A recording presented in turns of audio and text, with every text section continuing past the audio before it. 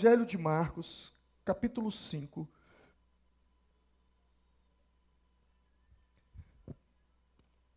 Enquanto você procura na sua Bíblia, o que você vai ouvir aqui hoje vai ser extremamente transformador na sua vida. Essa palavra que você ouvirá,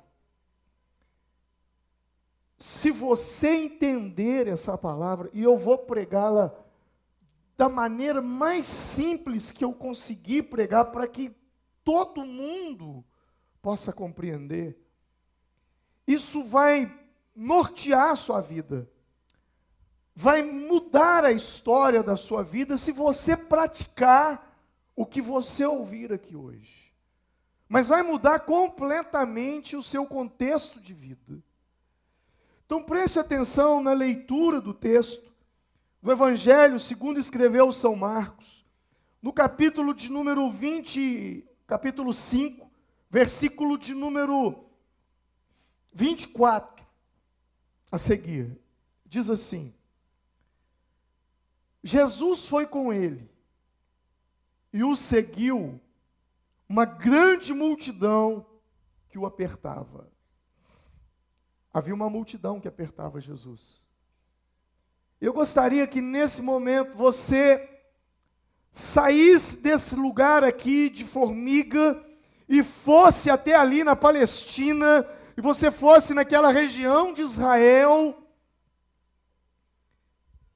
e você se considerasse uma das pessoas que estava ali no meio daquela multidão.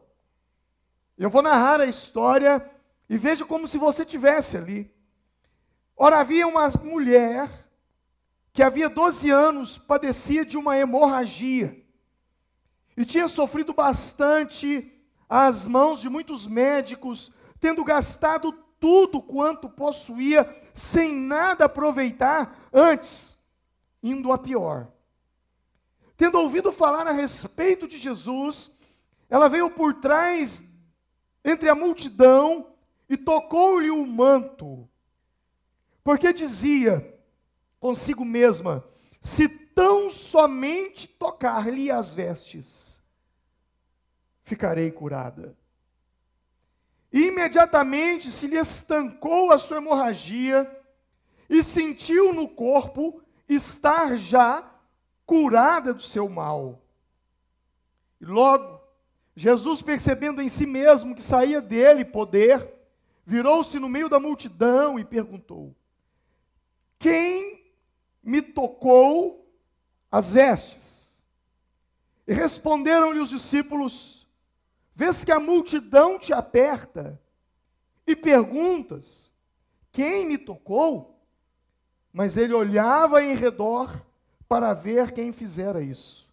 Então, a mulher, atemorizada, trêmula, cônscia do que nela se havia operado, veio e prostrou-se diante dele e declarou-lhe toda a verdade.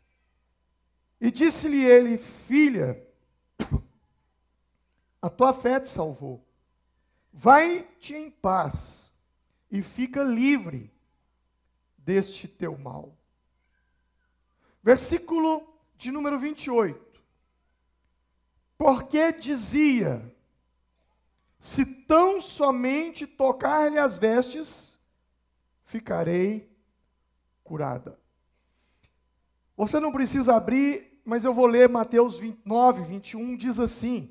Mateus narra o mesmo texto e diz assim: se eu tão somente tocar as suas vestes, ficarei sã. Diga comigo assim: se eu tão somente tocar as suas vestes, ficarei sã. Anteriormente vai dizer assim: e dizia consigo mesma: se eu tão somente tocar-lhe a veste, serei curado. Diga assim: e dizia consigo mesma. Mais uma vez: e dizia consigo mesma. Amém. Feche os seus olhos. Imagine você no alto de uma montanha, olhando para o vale e vendo aquela multidão em volta de Jesus. E uns gritando: Senhor, cura-me. Outros gritando: Senhor, salva-me. Outros dizendo: Senhor, ajuda-me. Outros chorando pelo filho, pelo pai. Outros ali gritando: Senhor, vá até minha casa, minha parente está doente. E você, do alto daquela montanha, você vê Jesus, você vê a multidão, e você vê uma mulher. E essa mulher, de alguma forma, te chama a atenção. E você vê essa mulher descendo, entrando no meio da multidão, e você está olhando para ela, olhando os movimentos dela, até que ela encontra-se com o Mestre, com Jesus, e por detrás, ela toca no manto de Jesus. Você não está entendendo o que ela está fazendo, mas de repente essa mulher começa a chorar e começa a pular de alegria. E aí Jesus para com tudo e pergunta: alguém me tocou? E aquela mulher então trêmula, porque ela sentiu a cura, diz: fui eu. E ela narra toda a história de como ela foi curada para Jesus. Amém? Você pode olhar para mim agora. Sabe, irmãos, eu quero falar hoje sobre uma coisa que nenhuma pessoa alcança o sucesso na vida. E nenhuma pessoa alcança o fracasso na vida.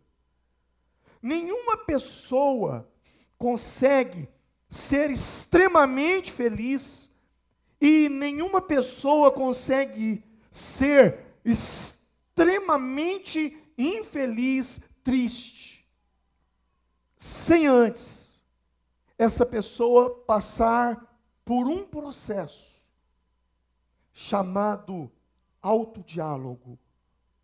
Diga autodiálogo. Ou conversar comigo mesmo. Diga isso. Você sabe do que eu estou falando?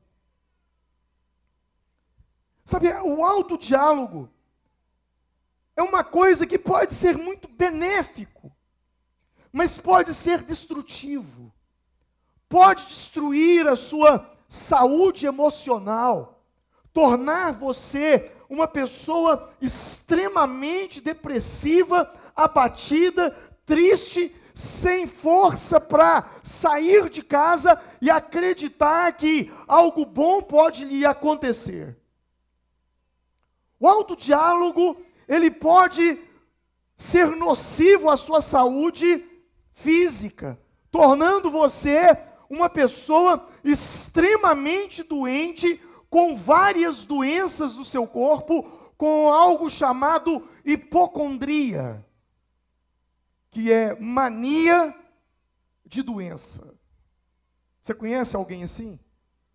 Alguém que vê alguma pessoa conversando e ela fala: olha, eu tive um problema assim, assim, ou eu já tive isso aí também. E ele fica disputando para ver quem é mais doente. Não, eu ganho de você. Quer ver? Vamos contar aqui quantas que você tem, quantas que eu tenho. Gente que, quando não tem, inventa que tem. Mas não inventa porque quer inventar, não. Ele ouve alguém falando uma coisa e ele fala: eu acho que eu tenho esse trem aí. Você conhece gente assim? O diálogo interno, quando ele é voltado para o lado negativo, ele é capaz de colocar uma pessoa alegre, espontânea, uma pessoa trabalhadora, uma pessoa que não tem medo de enfrentar as circunstâncias da vida, aquela pessoa que é uma inspiração. Ele é capaz de pegar essa pessoa e colocá-la confinada dentro de um quarto escuro, sem querer conversar com ninguém, com medo de abrir a janela. Aquela pessoa que o rosto brilhava e resplandecia, agora ela não tem coragem de olhar para a própria luz, ela ama a escuridão. O autodiálogo, se não for vigiado os nossos pensamentos, ele nos destrói. Jesus disse: orai e vigiai. E nós oramos, mas nós esquecemos de vigiar. E às vezes nós vigiamos, alguns dizem: não, eu tenho que vigiar. E ele fica de olhos abertos, vigiando as situações na vida, para que ele não venha cair naquilo, mas ele esquece de vigiar o que ele está falando com ele mesmo. Ele esquece de vigiar aquilo que ele está imaginando na sua mente, que está causando um processo de autodestruição. O autodiálogo, ele tem um lado que é extremamente perigoso quando nós partimos para o autojulgamento. Os cristãos falam muito de julgamento e são cobrados muito pelo julgamento. Nós aprendemos desde cedo no Sermão da Montanha que Jesus diz que nós não devemos julgar para nós não sermos julgados. E é muito comum alguém chegar para alguém e dizer assim: olha, fulano, você não pode julgar. E é muito comum pessoas de fora da igreja, quando ouvem nós falando uma frase bíblica em relação a um tipo de comportamento, eles imediatamente nos dizem: olha, você não pode julgar aquela pessoa, você não é Deus. Só Deus pode julgar. E realmente isso é uma verdade. Nós não somos Deus, nós não podemos julgar ninguém, e de fato é errado julgar as pessoas. Mas até quando é errado? Até que ponto é errado? É errado julgar as pessoas quando eu baseio no meu ponto de vista, ou no meu modelo de mundo, no meu modelo de vida, em que dentro do meu modelo existe o certo e existe o errado. Então, se alguém não gosta daquilo que eu gosto, ele está errado. Se alguém não faz aquilo que eu faço, ele está errado. Se alguém não pensa como eu penso, ele está errado. E quando então eu projeto esse julgamento, de fato eu estou errado, porque eu estou julgando baseado em mim mesmo. E a Bíblia diz que eu não posso julgar. Quantas vezes nós julgamos as pessoas baseado naquilo que a gente acha certo, baseado naquilo que acha errado? Isso não é correto. Hoje eu me reuni com o pessoal do louvor, nós tivemos uma reunião maravilhosa, nós éramos quase 50, e a hora que eu vi esse povo ministrando de uma forma com tanta graça aqui nessa noite, eu me alegrei no meu coração, porque eu vi aquela reunião de manhã cedo se reproduzindo aqui agora à noite. Isso me alegrou o coração. Mas eu falava com eles assim: eu não sei se você já entrou num local de trabalho, se o seu local de trabalho é assim. Vai lá no seu local de trabalho agora, na sua mesa, ou onde você trabalha, nas suas ferramentas. Deixa eu te fazer uma pergunta. Lá, você é do tipo de gente que deixa as coisas tudo muito bem organizadas? Ou o seu local de trabalho é uma bagunça? Tudo espalhado? Como é que é você? Hã? E aí eu te pergunto, quem é certo, quem é o errado?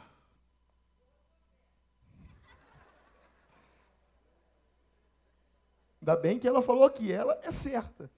Ela está no espírito. Pior se ela falasse, está todo mundo errado. Mas presta atenção nisso. Nós, que às vezes colocamos as coisas tudo organizadas, aí eu não posso entrar nesse nós, porque eu não faço parte desse time, gostaria muito. Mas principalmente aquelas pessoas que são cautelosas, na teoria dos quatro temperamentos do livro do Tim LaHaye, eu acho que é isso mesmo, ele fala do perfeccionista, daquele que gosta dos mínimos detalhes. Esse tipo de gente geralmente deixa tudo muito organizadinho. E aí você chega na sala de alguém e está tudo espalhado, você fala, meu Deus, como é que você consegue trabalhar num ambiente assim? Aí a pergunta é, quem está certo e quem está errado? O que faz tudo organizado vai falar, isso aí é uma bagunça que ele trabalha, ele está errado. Mas o que está errado fala assim, não, mas é assim que eu consigo ser produtivo. E aí, o outro fala assim, mas tem um detalhe, você gasta muito tempo procurando as coisas no meio dessa bagunça, certo? E aí ele fala assim, mas e você? Gasta muito tempo organizando tudo para colocar no lugar para depois achar. Então está todos dois certo. Concordam? O que eu não posso é querer impor o meu modelo de vida para você. O que eu não posso é colocar a goela abaixo, porque eu sou assim, você também tem que ser. E quando alguém não é, aí eu julgo. É esse tipo de julgamento que a Bíblia não aceita. E quando a gente vê alguém que não tem nada a ver com a gente, quando a gente conhece alguém que não gosta daquilo que a gente gosta, que não fala do jeito que a gente fala, que não veste do jeito que a gente veste, imediatamente a gente prega nele um rótulo e fala, vai ser metido desse tanto, hein? Observa todas as pessoas que você fala que é metido, não tem nada a ver com você. Porque se tivesse, você também seria. Então, não é. Sim ou não?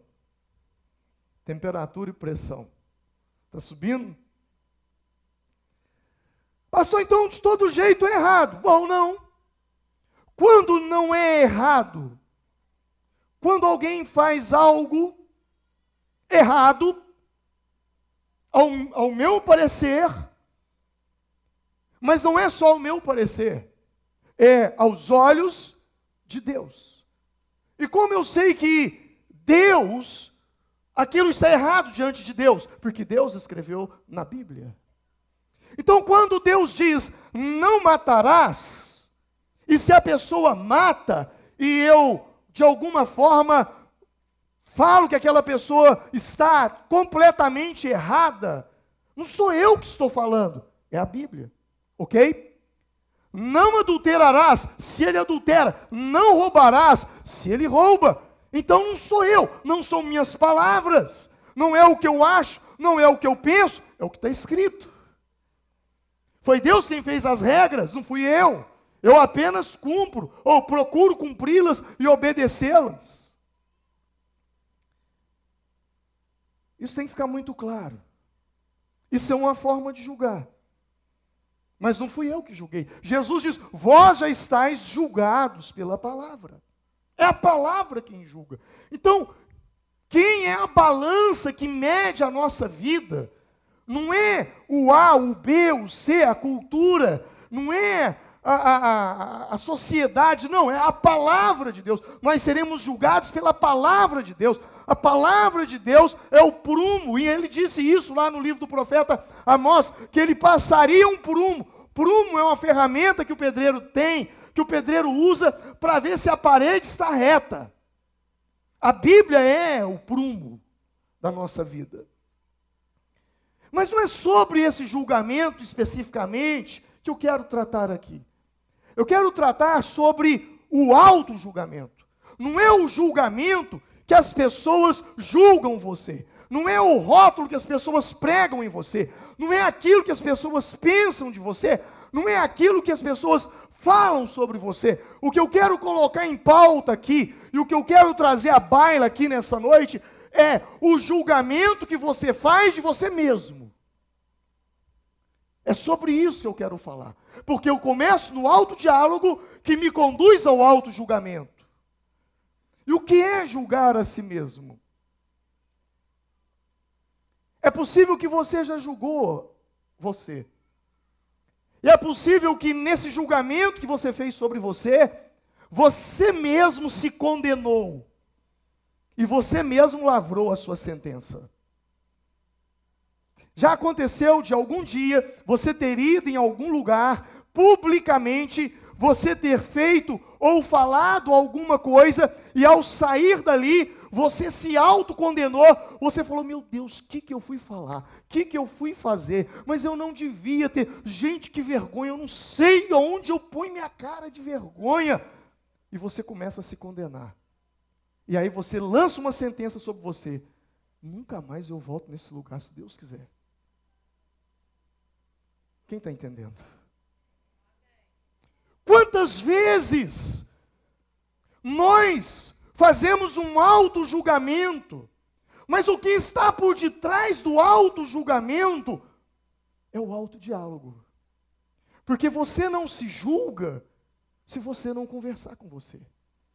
E é naquela conversa de você com você mesmo que você então começa a se sentenciar e te condena e te coloca numa cadeia inconsciente, cujas grades são feitas de quê? De culpa. Não só de culpa, mas de medo, de pânico, de timidez. E o que mais? De vergonha. Eu não vou, porque eu estou preso. Preso por quem? Por uma grade. Como é que é o nome dessa grade? Vergonha. A vergonha me impede. Há uma outra grade que me impede. Qual? Do pânico. Eu tenho medo. Pânico, medo, ansiedade, raiva, ódio, depressão. Tudo é fruto de uma conversa que você tem com você mesmo. E nessa conversa, você se autocondena, você acredita naquela condenação, e você passa a viver pensando daquela forma, agindo daquela forma, e de repente vem as consequências. Ninguém falou nada, mas você se condenou. Quantas vezes você se pega dizendo para você mesmo, eu não devia ter feito aquilo? Ou você mesmo diz para você, olha o que você foi fazer. Olha, você exagerou. Está todo mundo aqui rindo de você. Aí você olha, está todo mundo assim, ó. Mas na sua cabeça está todo mundo rindo. Por quê? Você é um ridículo. Você fala isso para você mesmo. Ou seja, você começa a se autocondenar. E tudo nasce no autodiálogo. O autodiálogo é benéfico quando eu pego Isaías 65, versículo 16, e eu coloco ele dentro de mim. Sabe o que diz Isaías 65, verso 16? Assim, aquele que se bendisser na terra, se bendirá no Deus da verdade. Aquele que jurar na terra, jurará pelo Deus da verdade. Porque já estão esquecidas as angústias passadas e estão escondidas dos meus olhos. Ou seja, aquele que se abençoar na terra. Sabe o que é se abençoar? Se auto-abençoar. É você abençoar você mesmo. É você virar para você mesmo e falar assim, eu sou uma bênção. Eu sou uma bênção. Deus tem 7 bilhões de habitantes na terra e ninguém igualzinho a mim. Deus me fez e jogou a forma fora. Eu sou único. É muita autoestima, né? Mas é melhor você se bendizer do que você ficar se maldizendo. Cara, será que já não basta um monte de gente que tem aí para falar mal de você? Aí você também vai juntar com eles? Você entendeu? Você acredita que tem alguém que fala mal de você, sim ou não? E quando você está pensando mal de você, sabe o que você está fazendo? Você está juntando com eles para te descer a lenha. Você tem que ser muito bobo. Mas vamos lá. Quantas vezes por dia você se condena? O grande problema das pessoas não é receber o perdão de Deus. O grande problema das pessoas é que elas mesmas não se perdoam. Jesus morreu na cruz para nos perdoar, mas você parece que não quer, você não aceita, você vive focado no seu passado, e o seu passado só te traz más recordações. Eu acho muito importante retiros como esse do encontro que esses homens fizeram. Por quê? Porque lá nós pegamos o nosso passado e damos um basta nele. Isso é muito trabalhado ali, por isso é importante você o encontro. Mas o que me chama a atenção no auto-julgamento é que, além de eu me condenar, outro dia eu estava orando e o Espírito Santo me deu uma revelação na palavra. Porque até então, eu acreditava que o maior inimigo da fé é a incredulidade. Mas ali, ao examinar as Escrituras, eu percebi que o maior inimigo da fé não é a incredulidade. O maior inimigo da fé é o auto-julgamento. Porque é no auto-julgamento que nasce a incredulidade. É quando você olha para você mesmo, diante de uma situação, você diz: eu tenho fé, eu acredito. Mas dentro de você, no diálogo interior, na conversa que você tem com você mesmo, você está dizendo: acabou, não tem chance mais, já era, não tem mais jeito. Quem sou eu? Não tem mais condições, não tem capacidade mais, acabou. Eu não tenho recurso financeiro, a minha idade já não me ajuda, eu já perdi as oportunidades, acabou. Ou seja, você fala uma coisa da boca para fora, mas da boca para dentro, se eu assim posso dizer, existe um diálogo. Você conversando com você, e nesse diálogo interno, você está dizendo: acabou, eu não vou dar conta, não tem jeito mais. Marcos 11, verso 23.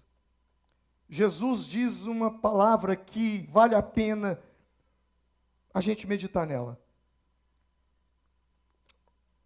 É da fé. Porque em verdade eu vos digo, que qualquer que disser a este monte: ergue-te e lança-te no mar, e não duvidar em seu coração, mas crê que se fará aquilo que diz, tudo o que disser lhe será feito.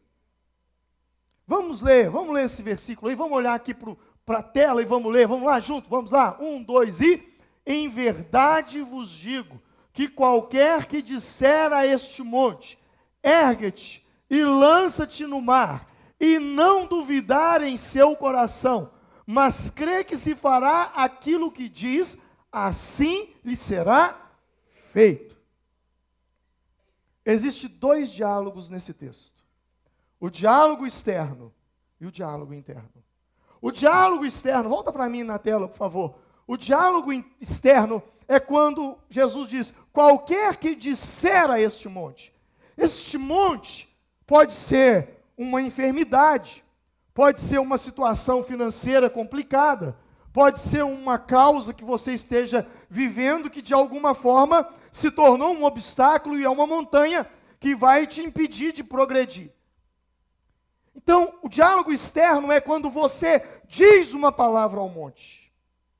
É quando você conversa e quando na oração você fala: eu creio, Deus vai me abençoar, eu vou romper, eu vou prosperar, eu vou caminhar, eu vou progredir, eu vou avançar. Mas, no seu coração, há um diálogo interno. E nesse diálogo, você está falando outra coisa. Esse monte é muito alto, e é muito grande, e está aqui há tantos anos, e eu não vou conseguir mover isso. Não há congruência, não há alinhamento. Aquilo que você fala para fora, não é o que você está falando com você. E é justamente esse autodiálogo é que faz brotar em você a semente da dúvida, que ao crescer se transforma numa árvore chamada incredulidade. Quem está aí? Diga amém. Você fala uma coisa, você ordena uma coisa, mas no seu coração você está conversando outra. E você sabe muito bem do que eu estou falando.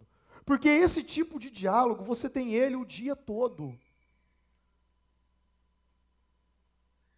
Você já conversou com você hoje um tempão.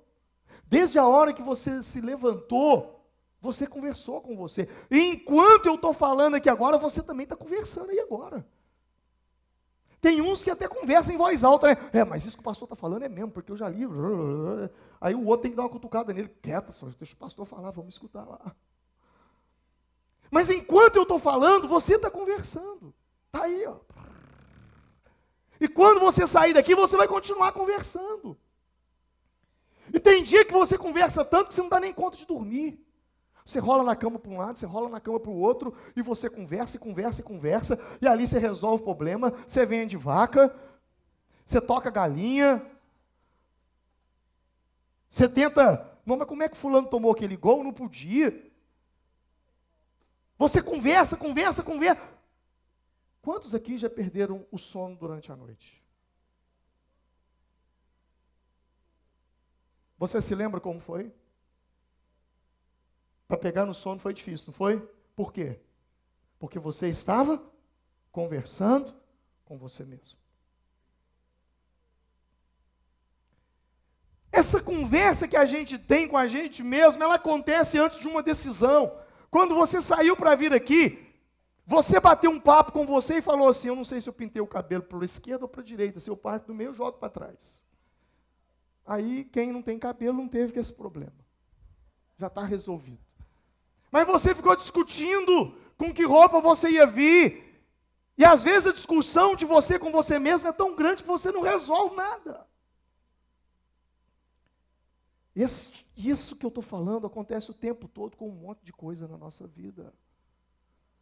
E é justamente nesse autodiálogo que surgem as decisões que nós vamos tomar na vida, decisões estas que vão mudar o nosso destino, o nosso rumo, para bem ou para mal, mas tudo nasce nesse diálogo interno.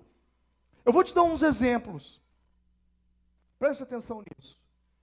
Não existe raiva sem algum diálogo. Não existe raiva sem um diálogo interno. Não existe. Há um desentendimento com uma pessoa. Você, uma pessoa, tem um desentendimento. Naquele desentendimento, aquela pessoa fala uma coisa que para você aquilo foi um insulto. Você se sente insultado por aquela fala, por aquela colocação, por aquela palavra, e a coisa fica séria ali, a discussão, e aí um vai para um lado, outro vai para o outro.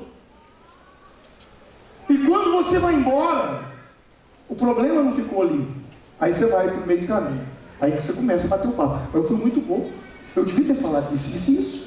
E aí você começa a visualizar aquela pessoa ali na sua frente. Como se ela estivesse ali. Você vai ver comigo. Não vai ficar assim não. Porque eu... Quem está entendendo aí?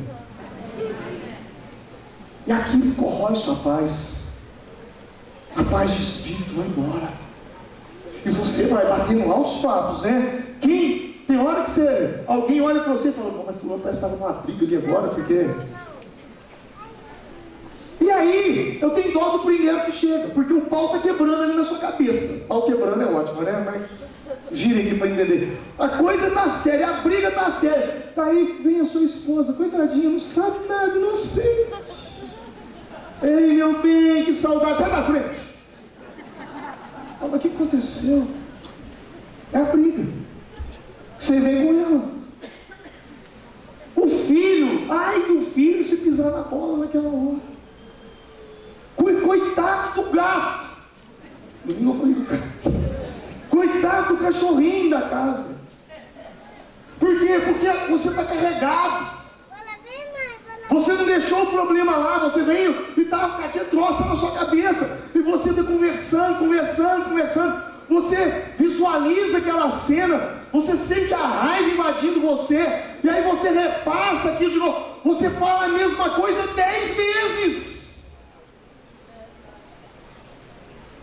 Você vive a cena, revive a cena, volta a fita, revolta a fita.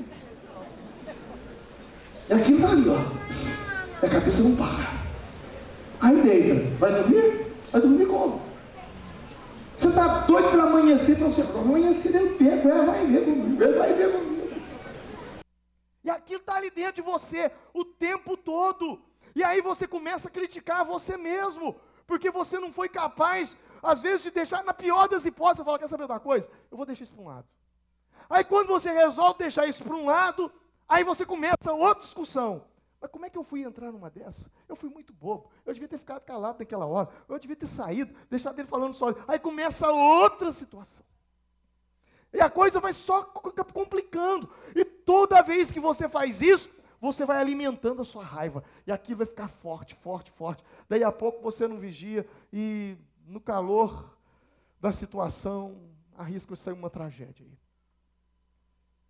E o pior, isso afeta até o lado emocional já foi por água abaixo, não tem nem o que explicar mais nada.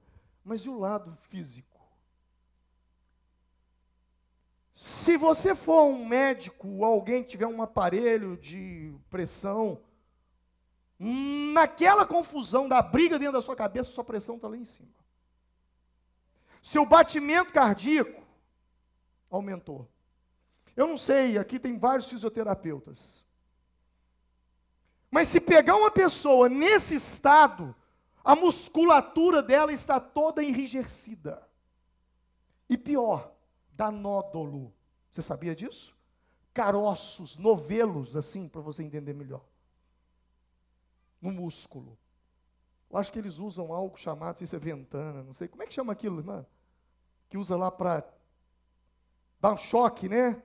E vem passa aquele negócio lá, deixa umas marcas roxas.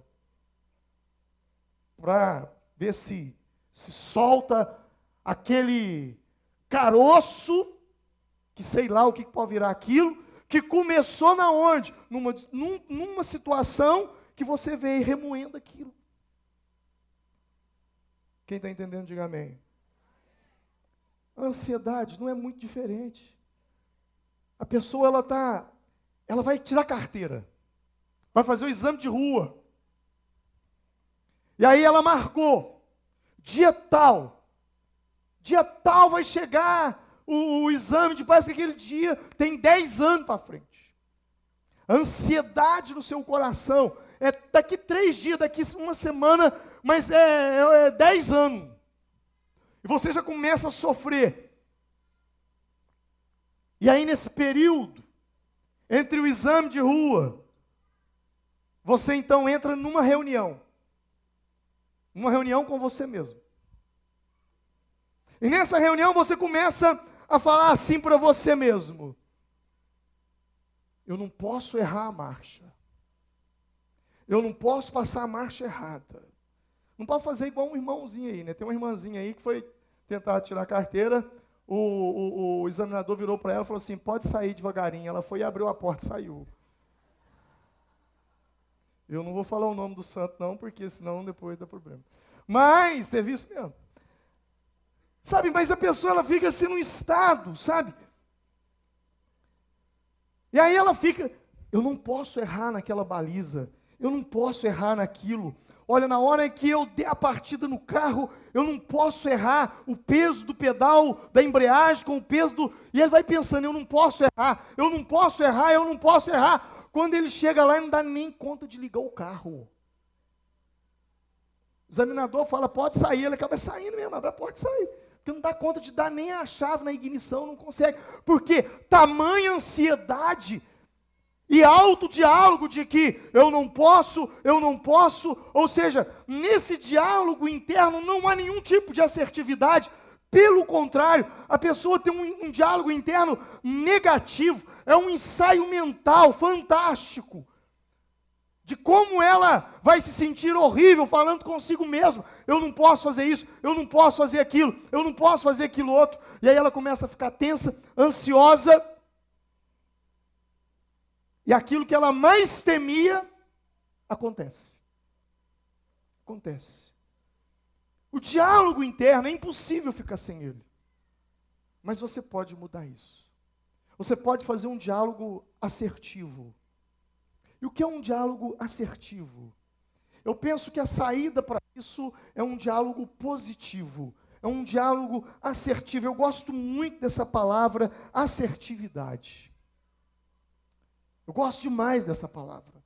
Essa palavra é hoje, no meu vocabulário, essa palavra é uma das palavras mais importantes no meu dia a dia, nas minhas orações, em tudo que eu vou fazer. Assertividade. Daqui a pouco eu falo sobre isso. Mas antes de falar sobre isso, vamos pensar um pouquinho na mulher, porque até agora eu não falei nada dela. Vamos voltar lá na mulher do fluxo de sangue. O que me chama a atenção é que no versículo de número 21 de Mateus 9, essa mulher, ela tem um autodiálogo.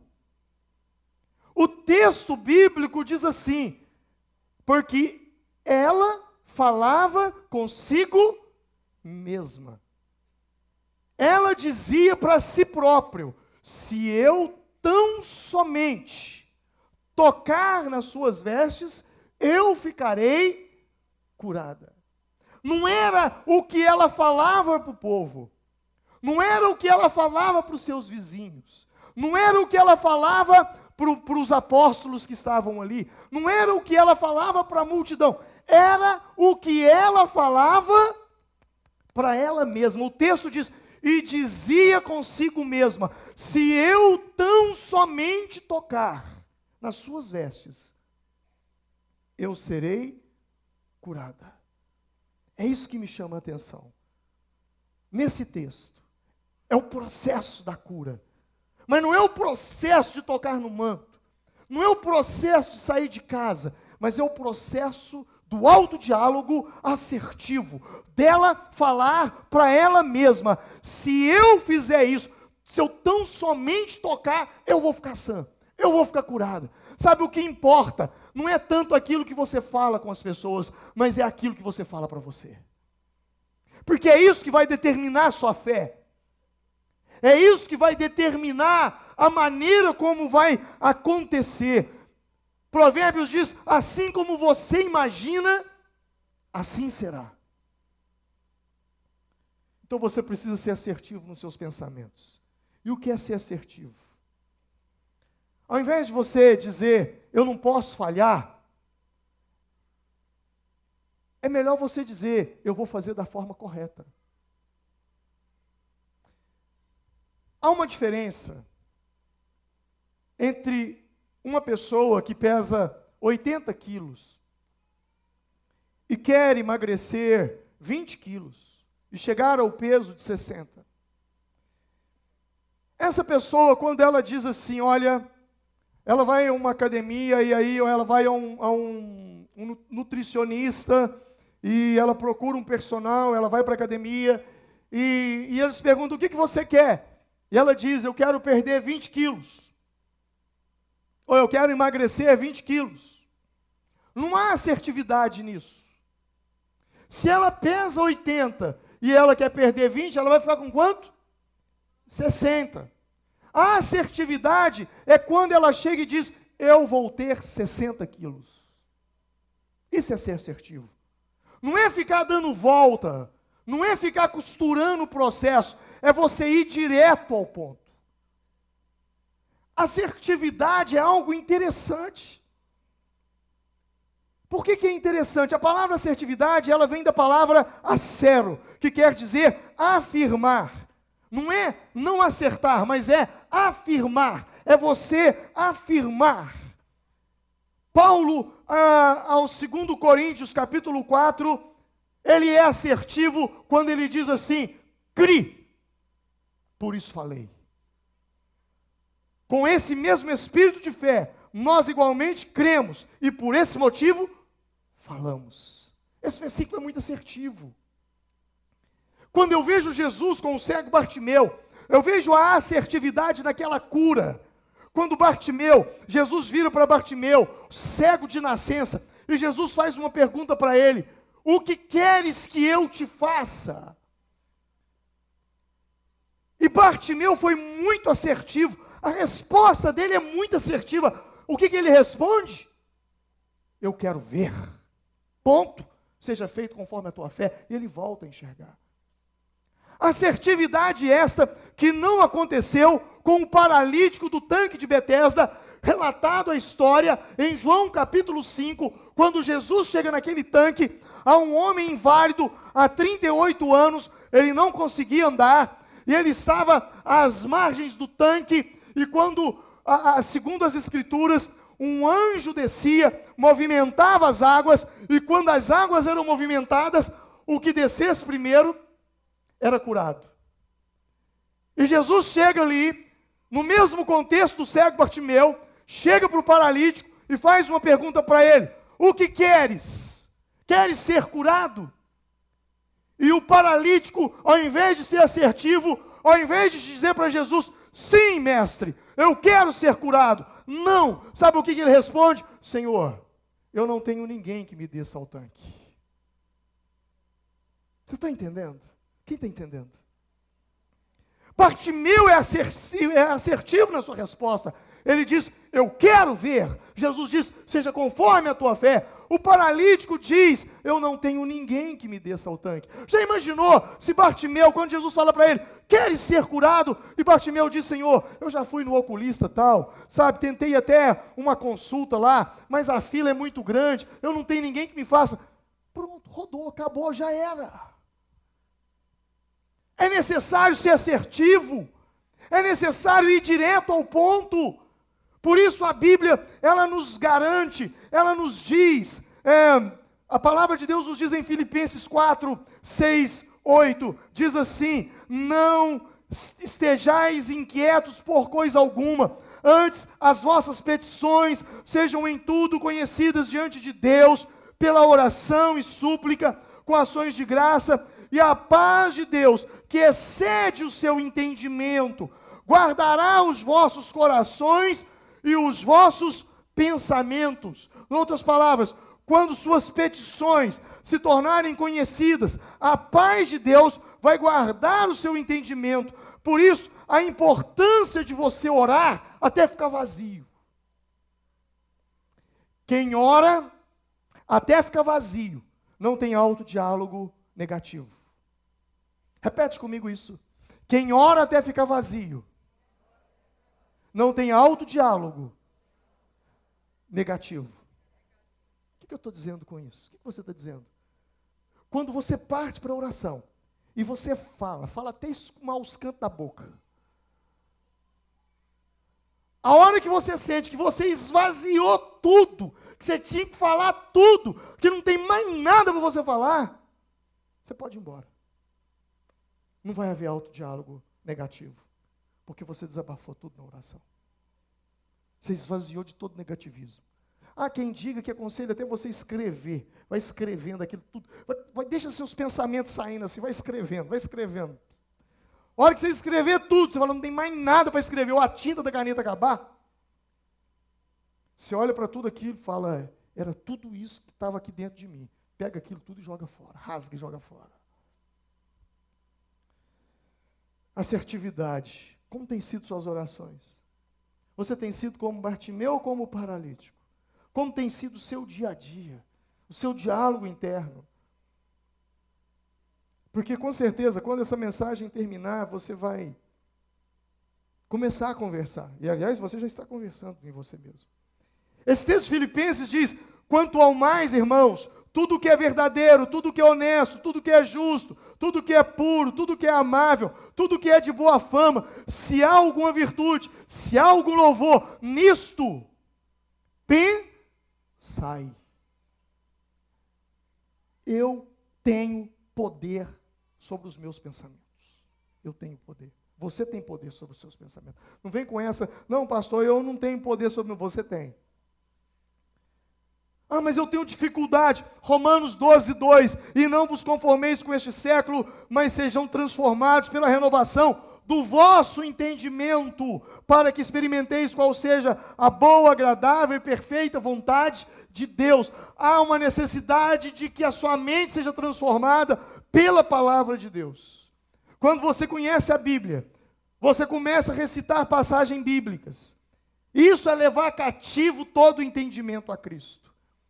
2 Coríntios 4, 10, versículo 4 e 5 diz: porque as armas da nossa luta não são carnais, mas sim poderosas em Deus para a destruição das fortalezas. O que são fortalezas? São crenças limitantes. Crenças limitantes que nós construímos. Eu nunca vou poder ser rico na vida porque eu vim de uma família muito pobre. Eu nunca vou conseguir ser alguém inteligente, estudioso, porque lá em casa eu só fiz a primeira série. Eu nunca vou conseguir ser dessa forma por causa daquilo. Eu nunca vou, eu não posso, eu não consigo, eu não dou conta. O nome disso é crença limitante. Você está colocando cercas para você ao seu redor e você nunca vai romper, você nunca vai crescer. Por quê? Porque você tem crenças que te limitam. O seu problema é o seu sistema de crenças. Por isso eu prego da maneira que eu prego. Para que as minhas mensagens tenham um objetivo: bater o tempo todo na sua cabeça para derrubar essas paredes que estão aí dentro, impedindo você de romper na vida. Por isso que você vem aqui e quando você sai, você fala: puxa, queria ficar lá dentro daquela igreja, dá vontade de morar ali dentro.